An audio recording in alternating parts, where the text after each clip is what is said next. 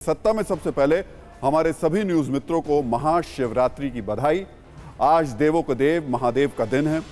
आज देश दुनिया के तमाम शिव मंदिरों में भोले के भक्तों की भीड़ दिखाई दी, लेकिन शिव के सबसे बड़े पर्व पर आज उस डाकनी पहाड़ी पर सन्नाटा छाया रहा जिस पर 3 दिन पहले 2 राज्यों में सांस्कृतिक जंग छिड़ी थी। हम बात कर रहे हैं असम में डाकनी पहाड़ी पर छठे ज्योतिर्लिंग के दावे की, जिस पर असम सरकार ने अखबारों में लंबे चौड़े विज्ञापन छपवाए। भीमाशंकर ज्योतिर्लिंग के दावों के साथ असम के मुख्यमंत्री हिमंता बिस्वा शर्मा की तस्वीरें छापी गई। दावा किया गया कि महादेव का छठा ज्योतिर्लिंग महाराष्ट्र में नहीं बल्कि असम में है। लेकिन आज जब महादेव का सबसे बड़ा दिन है तो इस राजनीतिक में यहाँ पर सन्नाटा देखने को मिला। ज्योतिर्लिंग पर दावे के लिए जिस जोश के साथ विज्ञापन छपे, वो सियासी जोश महाशिवरात्रि के दिन नहीं दिखाई दिया। सवाल है क्यों? आखिर क्यों इतने तामझाम के बाद अचानक से असम की सरकार खामोश हो गई? इसकी चौंकाने वाली इनसाइड स्टोरी बस थोड़ी देर में, लेकिन पहले देखिए हम जिस सियासी सन्नाटे की बात कर रहे हैं, कैसे आज उस सन्नाटे को टीवी 9 संवाददाता कुमार कुंदन ने अपने कैमरे में रिकॉर्ड किया है।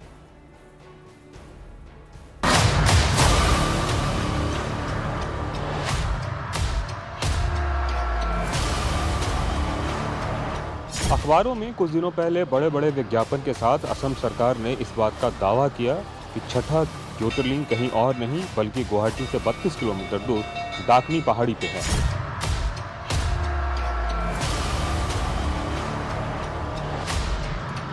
इस तरह के पोस्टर भी लगाए गए और लोगों को इस जगह पे आने का न्योता दिया गया।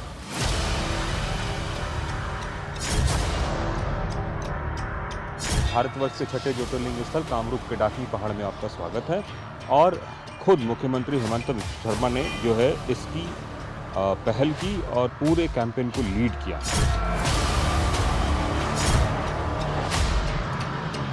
इस तरीके से पोस्टर लगाए गए, बताया गया कि ज्योतिर्लिंग है, तो आपको लग रहा था कि कोई मंत्री भी आएंगे पूजा पाठ? हाँ, पूजा पाठ के लिए वो आने वाला था, लेकिन कल शायद हो जाएगा। कल आज मिसेस मिले तो कल शायद आ सकता है।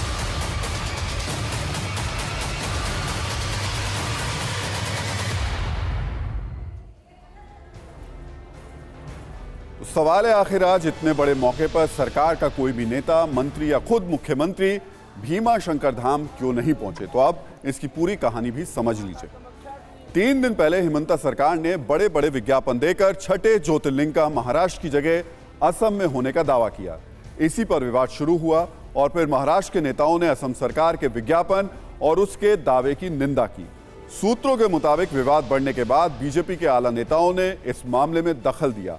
दावा यह है कि केंद्र को भी अप्रत्यक्ष रूप से ज्योतिर्लिंग पर शुरू हुए इस विवाद पर हस्तक्षेप करना पड़ा। दरअसल आने वाले दिनों में महाराष्ट्र में बीएमसी के चुनाव होने हैं और सूत्रों के मुताबिक बीजेपी को इस बात की आशंका है कि बीएमसी चुनाव में यह विवाद एक धार्मिक मुद्दा बन सकता है। इसलिए सूत्रों की माने तो असम सरकार को बीजेपी के बड़े नेताओं की ओर से नसीहत दी गई और फिर बड़े नेताओं के दखल के बाद असम सरकार को पीछे हटना पड़ा। यही वजह रही कि आज महाशिवरात्रि के मौके पर भी असम सरकार का कोई नेता या मंत्री डाकनी पहाड़ी पर मौजूद भीमाशंकर मंदिर नहीं पहुंचा। वैसे आपको याद होगा कि जब महाराष्ट्र में सत्ता परिवर्तन होने वाला था और बीजेपी एकनाथ शिंदे के साथ सरकार बनाने वाली थी, उससे पहले बीजेपी की सारी प्लानिंग का एपिसेंटर भी असम ही था, क्योंकि तब शिवसेना के बागी विधायक गुवाहाटी के होटल में ही ठहरे हुए थे। यानी बीजेपी के लिए महाराष्ट्र और असम दोनों काफी अहम पॉइंट हैं। वैसे असम के मुख्यमंत्री ने विज्ञापन में लोगों से महाशिवरात्रि पर भीमाशंकर ज्योतिर्लिंग आने की अपील की थी। ये बात और है कि सरकार का ही कोई नुमाइंदा आज महादेव के दर मत्था टेकने नहीं गया, लेकिन श्रद्धालुओं ने कोई कसर नहीं छोड़ी। भगवान शिव के पावन पर्व पर भीमाशंकर धाम के नज़ारे को भक्तों ने कैसे भव्य बना दिया, इस पर भी हमने आपके लिए एक रील तैयार की है। देखिए गुवाहाटी से 32 किलोमीटर दूर डाकनी पहाड़ियों से टीवी 9 भारतवर्ष की महाशिवरात्रि स्पेशल रिपोर्ट।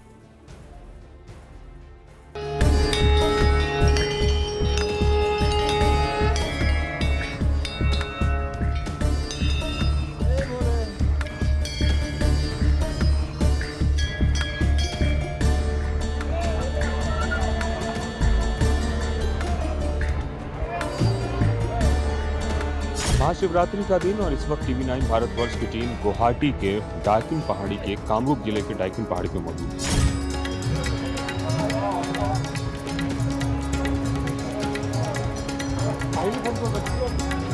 बहुत विश्वास है, इसीलिए हम लोग आया है, मतलब आज पहली बार आया है।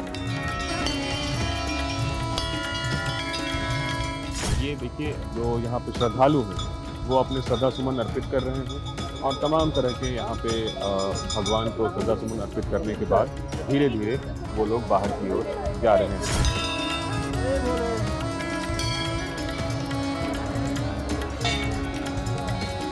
खास करके अगर हम शिवरात्रि की बात करें तो शिवरात्रि के दिन यहाँ पे काफ़ी ज़्यादा भीड़ होती है और बड़ी तादाद में लोग यहाँ पे भगवान शिव के दर्शन करने आते हैं।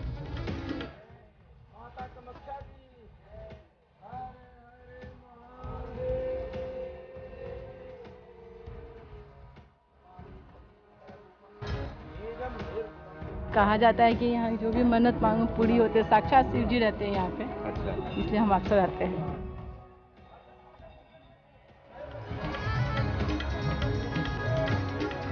जहाँ तक आपको नजर जा रही होगी वहाँ तक लोगों की भीड़ है और लोग जो हैं आ रहे हैं इस भगवान शिव के दर्शन करने के लिए।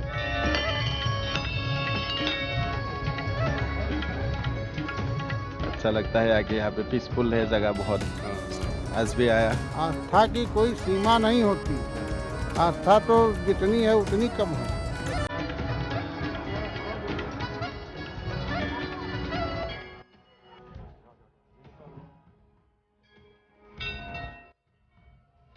मुरादाबाद के बिलारी तहसील सोंडारा गांव से सर जी यहाँ दर्शन के लिए आए भीमा शंकर महाराज की।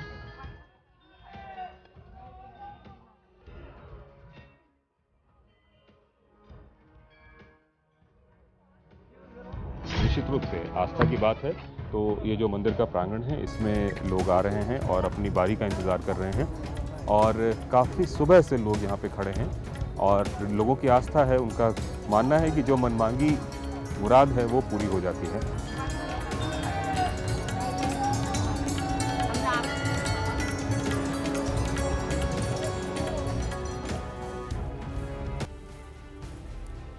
तो धर्म की सत्ता के बाद अब बात उद्योगों की सत्ता की, जिसे लेकर उत्तर प्रदेश में कुछ दिन पहले बहुत बड़ा ग्लोबल इन्वेस्टर समिट हुआ।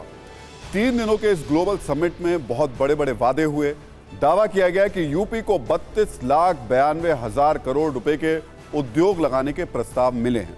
वैसे निवेश के प्रस्ताव बड़े सुहाने हैं। ग्लोबल समिट की तस्वीरें भी उद्योगों के सुंदर एल्बम के लिए अच्छी हैं, लेकिन असली संकट उस जमीन का है जिस पर उद्योग लगाया जाना है। ताजा मामला यह है कि यूपी के जिस मंत्री पर उद्योग लगवाने, उसे जमीन दिलाने और उसे आगे बढ़ाने की जिम्मेदारी है, वही मंत्री उद्योग वाली जमीन पर जमकर बैठे हैं। योगी सरकार में एक मंत्री हैं राकेश सच्चान। इनके पास MSME मंत्रालय है, यानी लघु कुटीर एवं मध्यम उपक्रम का मंत्रालय। नोट करने वाली बात यह है कि राकेश सच्चान मंत्री होने के साथ साथ जमीन प्रेमी उद्योगपति भी हैं। फतेहपुर में इनके नाम पर छोटे उद्योग को अलॉट किए जाने वाले 72 प्लॉट हैं, 72 प्लॉट, लेकिन उन पर कोई काम नहीं हुआ है, जमीन खाली पड़ी हुई है। अब जब ग्लोबल इन्वेस्टर समिट में फतेहपुर में उद्योग लगाने के प्रस्ताव आए तो जमीन का मामला उठा और यह पता चला कि खुद MSME मंत्री के कब्जे में 72 औद्योगिक प्लॉट हैं, जिन पर उगी हुई घास और ज्यादा घनी होती जा रही है। जहां मशीनों की गड़गड़ाहट गूंजनी चाहिए थी, वहां सन्नाटा पसरा हुआ है, कोई काम वहां पर नहीं हो रहा है, जगह खाली पड़ी हुई है। इस जानकारी के बाद लघु उद्योग भारती संस्था के अध्यक्ष सत्येंद्र सिंह ने कानपुर उद्योग प्रोत्साहन निदेशालय से इसकी शिकायत की। सत्येंद्र सिंह ने अपनी शिकायत में लिखा कि औद्योगिक संस्थानों या मिनी औद्योगिक संस्थानों में बड़ी संख्या में आवंटित भूखंडों पर काफी समय से उद्योगों की स्थापना नहीं हुई है। काफी ज्यादा संख्या में भूखंड एक व्यक्ति को आवंटित कर दिए गए हैं, जिस पर कोई उद्योग नहीं लगाया गया है। इस शिकायत पत्र में जिस एक व्यक्ति की बात हो रही है वो MSME मंत्री राकेश सच्चान हैं। एक बार पहले शिकायत करने वाले व्यक्ति को सुनिए, फिर राकेश सच्चान की बात करेंगे। आपको बताएंगे कि उन्होंने कितनी जमीन ली थी, कब ली थी और इस पर अब उनका क्या कहना है। प्रचार प्रसार के दौरान पता चला कि इन औद्योगिक स्थानों में 2 औद्योगिक स्थान हमारे कैबिनेट मिनिस्टर राकेश सचान जी के नाम है, जिसका पत्र हमने माननीय आदरणीय आयुक्त एवं निदेशक उद्योग मयूर महंसरी साहब को भेजा है, क्योंकि 2012 में जब वो सांसद हुआ करते थे, उन्होंने अपने नाम बिना किसी शुल्क के, जो कि नियमानुसार ऐसा है कि 10% शुल्क देनी है, इसके बाद 6 महीने के अंदर डीड करानी है, परंतु ऐसा कुछ भी नहीं हुआ और आज भी वो प्लाट उनके नाम आवंटित हैं। जनपद के युवा रोजगार के लिए बाहर भटक रहे हैं, इसलिए हमारा निवेदन है कि ये प्लाट का आवंटन रद्द करके भावी उद्यमियों को दिया जाए। अब ये समझिए कि ये जमीन राकेश सचान के पास कब से है और कैसे अलॉट हुई। साल 2012 में राकेश सचान फतेहपुर से समाजवादी पार्टी के सांसद थे। आरोप है कि तभी राकेश सचान की संस्था अभिनव सेवा संस्थान के नाम पर औद्योगिक प्लॉट अलॉट कर दिए गए। राकेश सचान को कुल 72 प्लॉट 2 अलग अलग क्षेत्रों में आवंटित किए गए। इसमें चकहाता में 32 और सुधापुर में 40 प्लॉट हैं। चकहाता में प्लॉट संख्या 1 से 17 और 22 से 36 तक है, जबकि सुधापुर में कुल 45 प्लॉट में से 1 से 40 तक राकेश सचान को अलॉट हुए थे। आरोप यह है कि इन प्लॉट के लिए जो 10% न्यूनतम रकम चुकानी थी, राकेश सचान ने वो भी नहीं चुकाई।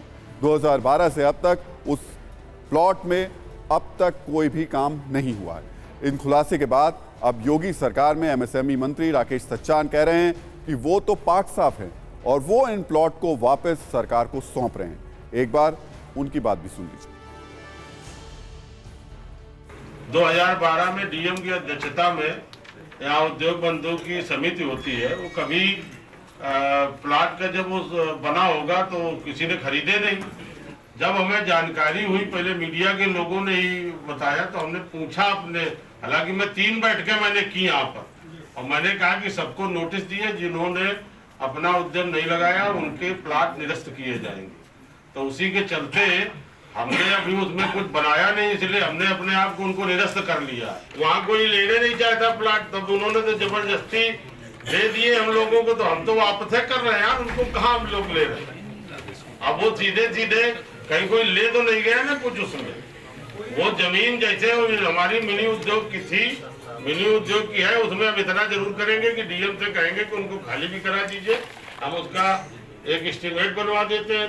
10% शुल्क भी नहीं आपने जमा किया, तो फिर प्रभाव का कहीं ना कहीं इस्तेमाल हुआ ना, लोगों को मिले नहीं। देखिए 2 चीजें, लोग अभी भी नहीं ले रहे हैं, इतने खाली पड़े, हम तो कह रहे हैं आके लीजिए। आके लोग पूछ रहे हैं हमें मिलेगा कैसे, ये बैठे हैं।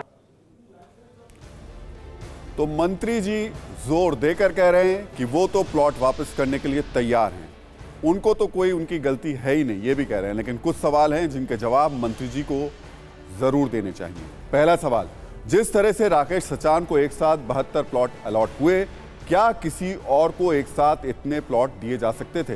क्या किसी आम व्यक्ति को इतने प्लॉट एक साथ मिल सकते थे? क्या प्लॉट आवंटन में उन्हें फायदा नहीं पहुंचाया गया? 2012 में राकेश सचान को प्लॉट अलॉट हुआ तो 11 साल में वहां उद्योग क्यों नहीं लगाया गया? राकेश सचान ने प्लॉट आवंटन पर न्यूनतम शुल्क जमा क्यों नहीं कराया? 11 साल तक जमीन अपने पास रखने के बाद अब वापस क्यों कर रहे हैं? क्या 11 साल जमीन अपने पास रखने का भुगतान उनको नहीं करना चाहिए? इन सवालों के जवाब तो जनता को मिलने ही चाहिए। तो राकेश सचान पर जो आरोप है वो गंभीर है, इसलिए इस पर राजनीति भी शुरू हो गई है। राकेश सचान की खबर जैसे ही मीडिया में आई, समाजवादी पार्टी ने हमला किया और पार्टी की तरफ से ट्वीट भी किया गया। उसमें लिखा है, योगी जी आप अपने इस भ्रष्ट मंत्री को कब मंत्रिमंडल से हटाएंगे? कब इस मंत्री पर जांच बिठाएंगे? कब इस मंत्री के मकान पर बुलडोजर चलवाएंगे? आपका मंत्री भ्रष्ट निकले तो आप उसे छोड़ देते हैं और विपक्षी नेता की झूठी शिकायत भी हो जाए तो संपत्ति जब्त और बुलडोजर की कार्रवाई कर देते हैं। समाजवादी पार्टी का योगी सरकार पर यह हमला तीखा है और सवाल पूछना बनता भी है, लेकिन सवालों की एक ईएमआई तो समाजवादी पार्टी के ऊपर भी उधार है, क्योंकि जब राकेश सचान को एक साथ 72 प्लॉट आवंटित हुए थे तब वो समाजवादी पार्टी के सांसद थे। यूपी में समाजवादी पार्टी की सरकार थी। समाजवादी पार्टी को यह बताना चाहिए कि क्या प्लॉट आवंटित करने में नियमों की अनदेखी हुई या किसी को एक साथ 72 प्लॉट आवंटित 100% पवित्र कार्य है। हालांकि अब राकेश सचान योगी सरकार के मंत्री हैं तो स्वाभाविक है हालात बदल गए हैं, जज्बात बदल गए हैं और सवालों की दिशा भी योगी सरकार की ओर मुड़ गई है। सवाल यही है कि करीब 5.5 साल से चल रही योगी सरकार के दौरान इस पर कोई एक्शन क्यों नहीं हुआ। हालांकि अब इस मामले में जांच की शुरुआत हो गई है। स्थानीय स्तर उद्योग उपायुक्त को 1 दिन के अंदर जांच कर रिपोर्ट देने के लिए कहा गया। कमाल है भाई, उत्तर प्रदेश के मंत्री जी अपने ही नाम पे इतने सारे प्लॉट लेके बैठे हुए हैं, तो भाई जो बिजनेस करने वाले लोग हैं, जो आम लोग हैं, उनको प्लॉट कैसे मिलेंगे? तो ये तो सरकार की जिम्मेदारी बनती है। लगातार सरकार यहाँ भारतीय जनता पार्टी की है 2017 के बाद से, और 2017 के बाद से वो मंत्री भी बने, तो वो किस बेसिस पे मंत्री बने हैं? क्या उनकी क्वालिफिकेशन यही है कि कई बार तो वो अपनी ये भी देखा गया है कि कोर्ट से कई बार वो अपनी फाइल लेके एक बार खबर आई थी भाग गए। तो ये जो बातें हैं, मुझे लगता है कि इस पे सरकार को इस पे जांच बैठानी चाहिए और दूध का दूध पानी का पानी सामने आना चाहिए। और इस पर नजरिया 9 भी आपको बता देते हैं। इस मामले में सबक यह है कि बाहरी निवेश के लिए बड़े जलसे कराने में कोई परेशानी नहीं है, लेकिन अगर ऐसे जमीन प्रेमी मंत्री प्लॉट अपने ठंडे बस्ते में रखकर बैठे रहे तो निवेश जमीन पर नहीं, कागज के पन्नों पर ही दिखाई देगा। वैसे नसीहत सिर्फ यूपी के जमींदार मंत्री के लिए नहीं है। नसीहतों की एक लंबी चौड़ी लिस्ट बीजेपी सांसदों को पार्टी अध्यक्ष जेपी नड्डा ने भी जारी की है। सूत्रों के मुताबिक इन दिनों हिंदू राष्ट्र और सनातन धर्म पर एक जो नई बहस चल रही है, एक से बढ़कर एक बयान बहादुर सामने आ रहे हैं और इसमें बीजेपी के नेता भी पीछे नहीं है। लेकिन अब नड्डा ने अपनी पार्टी के नेताओं के लिए डोज एंड डोंट्स की एक लिस्ट तैयार की है और सूत्रों के मुताबिक नड्डा ने शुक्रवार को पार्टी सांसदों के साथ एक ऑनलाइन बैठक की और इस बैठक में क्या कहा वो थोड़ा समझिए। नड्डा ने नसीहत दी कि बीजेपी के सभी सांसद और नेता धार्मिक मुद्दों पर बयानबाजी से बचें, किसी भी विवादित मुद्दे पर बयान ना दें। बीजेपी अध्यक्ष ने पार्टी सांसदों से कहा कि इस तरह के मुद्दों पर अगर जरूरत पड़ी तो पार्टी की ओर से अधिकृत प्रवक्ता ही बयान देंगे। सूत्रों के मुताबिक जेपी नड्डा ने आगे ये भी कहा कि बागेश्वर धाम में जिसकी आस्था है वो नेता जाएं, लेकिन धार्मिक या विवादित मुद्दों पर बेवजह के बयान से परहेज करें। इस निर्देश को पार्टी के बयानवीर नेताओं पर सख्ती के तौर पर देखा जा रहा है। दरअसल हाल ही में मनोज तिवारी समेत बीजेपी के कई नेता हिंदू राष्ट्र पर शुरू हुई सियासी जंग में जुबानी तीर चला चुके हैं। हमने आपके लिए उनके बयानों का एक क्विक रिकैप भी तैयार किया।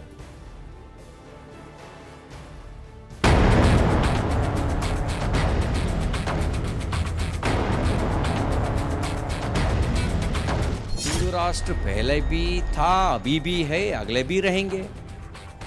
संविधान का फर्स्ट पेज में राम का चित्र है। राम मतलब क्या है? राम राज्य है। हमेशा महात्मा गांधी कहते थे राम राज्य होना, राम राज्य होना। राम राज्य का मतलब क्या है? हिंदू राष्ट्र है।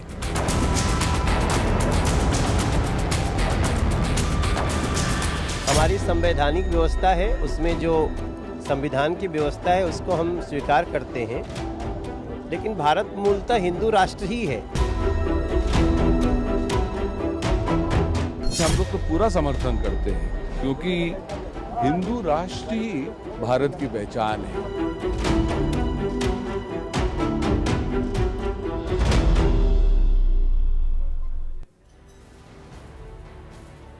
और अब ठाकरे परिवार की टीस की बात करते हैं। बिना शिवसेना के नाम और तीर कमान के रहते हुए अब ठाकरे परिवार को पूरे 24 घंटे हो चुके हैं। विरासत जब कांपती है, हिलती है, टूटती है, गिरती है तो इसे भूकंप की तर्ज पर किसी रिक्टर स्केल पर नहीं नापा जा सकता। सिर्फ बदलाव के कंपनों को देखा और महसूस किया जा सकता है।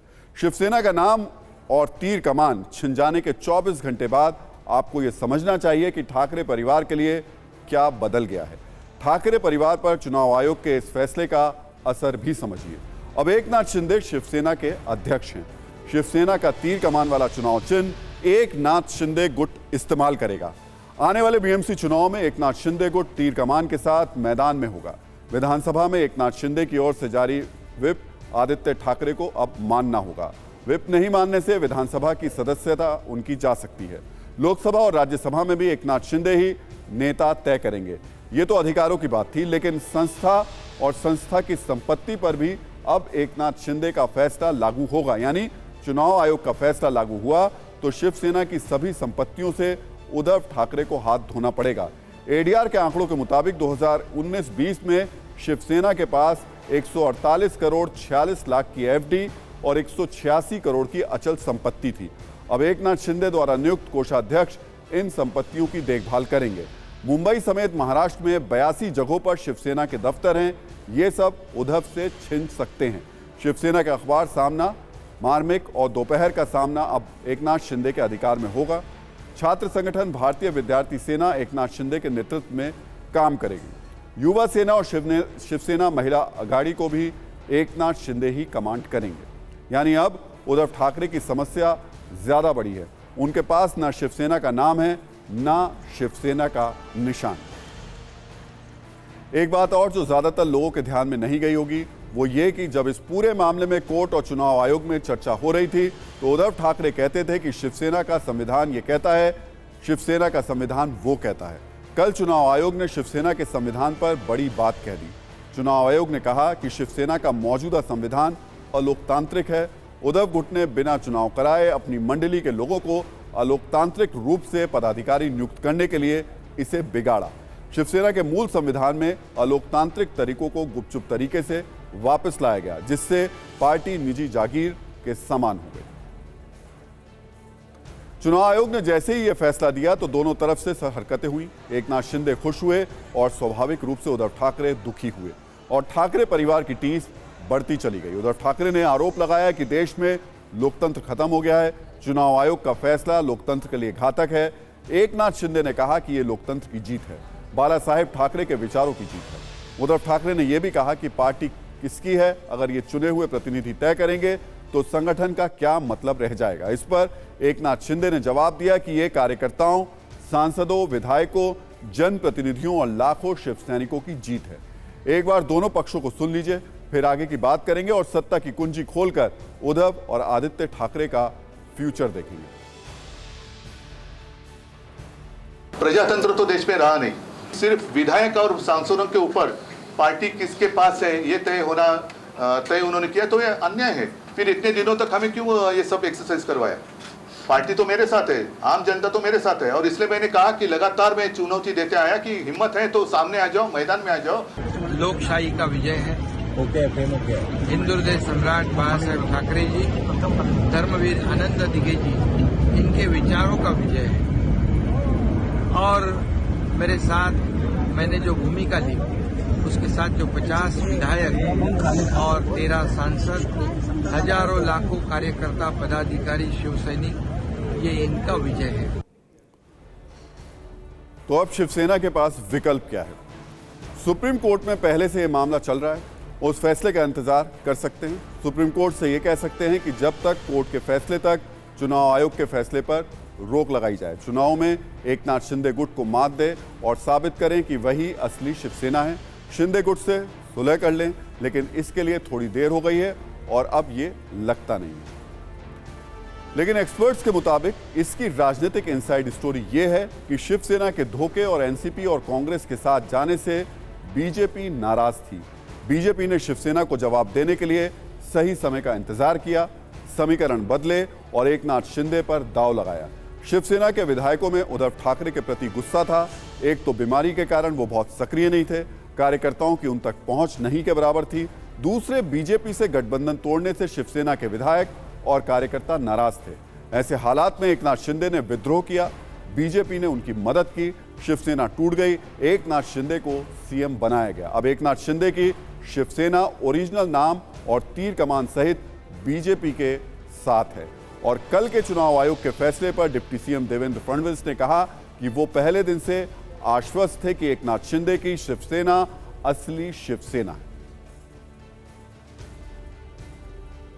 अब जिस ठाकरे परिवार के पास न शिवसेना का ताज है और ना ही राज, एक वक्त था जब बाला साहेब ठाकरे के पास बड़े बड़े नेता हाजिरी लगाते थे।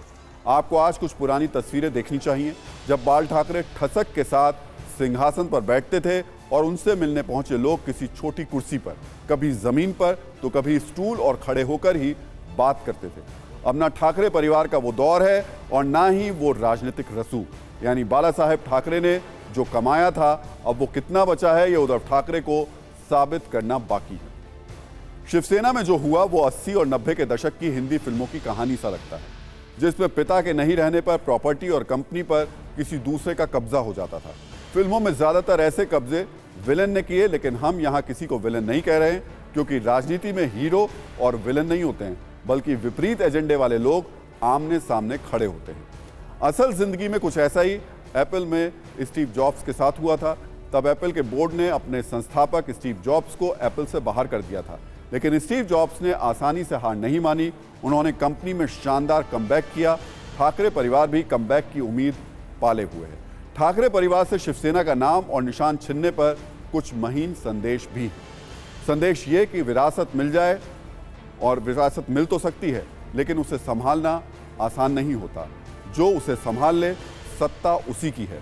फिल्म इंडस्ट्री में भी ऐसे उदाहरण दिखते हैं जिसमें सुपरस्टार्स के पारिवारिक सदस्यों को फिल्मों में एंट्री तो मिल जाती है, लेकिन उनकी फिल्में हिट नहीं होती और धीरे धीरे वो गुमनाम हो जाते हैं। तो शिवसेना के इस पूरे विवाद में कई लोगों ने जयचंद शब्द का इस्तेमाल किया, और आज इसी नाम को लेकर सैकड़ों लोग कन्नौज में जयचंद के किले पर पहुंचे, क्योंकि आज जयचंद जयंती है। इन लोगों ने मांग की कि जयचंद के नाम से गद्दार शब्द हटाया जाए। इन्होंने ये भी कहा कि इतिहास की किताबों से जयचंद के साथ लगे गद्दार शब्द को हटाने वालों को 5 लाख रुपए का इनाम दिया जाएगा। तो जयचंद की बात से आगे बढ़ते हैं। पहले आप वाली परंपरा की बात करते हैं, जिसे देश के विपक्षी दलों ने कुछ ज्यादा ही सीरियसली ले लिया है, जिसके कारण विपक्षी एकता की पहल कौन करेगा, इस पर पहले आप हो रहा है। आज पटना में सीपीआई माले के अधिवेशन में बिहार के मुख्यमंत्री नीतीश कुमार ने बड़ी बात कह दी। उन्होंने कहा कि अगर कांग्रेस उनकी बात मान लेती है और सभी विपक्षी पार्टियां एक छत के नीचे आ जाएं, तो बीजेपी 100 सीटों पर सिमट जाएगी। नीतीश कुमार ने मुस्कुराते हुए कांग्रेस पर बयान दिया था, तो कांग्रेस ने उसी अंदाज में जवाब भी दिया। कांग्रेस के नेता सलमान खुर्शीद ने कहा, तैयार तो हम भी हैं, लेकिन पहले आई लव यू कौन कहेगा। दोनों और की बातें सुनकर बीजेपी कह रही है, सपने हसीन हैं, लेकिन इससे कुछ होगा नहीं। हम मिल करके लड़ेंगे, तब जान लीजिए आप अच्छी तरह से मुक्ति हो जाएगी। और अगर आप लोग ठीक से सोच करके चलिएगा, जो हम कह रहे हैं शुरू से, हम इंतजार कर रहे हैं। अगर मेरा चिरहुआ को अगर मान लीजिएगा, कहीं 100 के नीचे जाएंगे, जान लीजिए। जो आप चाहते हैं वही वहां भी सब लोग चाहते हैं, लेकिन कभी कभी प्यार में एक समस्या होती है। प्यार में समस्या होती है, और तेजस्वी जी ये जानते हैं, प्यार में समस्या ये होती है कि पहले कौन कहेगा आई लव यू। आज ये नीतीश कुमार लालू जी के साथ कांग्रेस से भी पहले मिल चुके हैं, वहां भी इनको निराशा ही हाथ आई। अब ये कहते हैं मुझे तो बनने का मन नहीं है, लेकिन हमें बीजेपी को हराना है। अब बीजेपी को क्यों हराना है, ये तो बता दीजिए। 17 साल में कितने साल बीजेपी के साथ रहे, देश ये भी तो आपसे पूछेगा। देश पूछेगा आरजेडी के साथ क्यों गए थे, फिर क्यों हटे।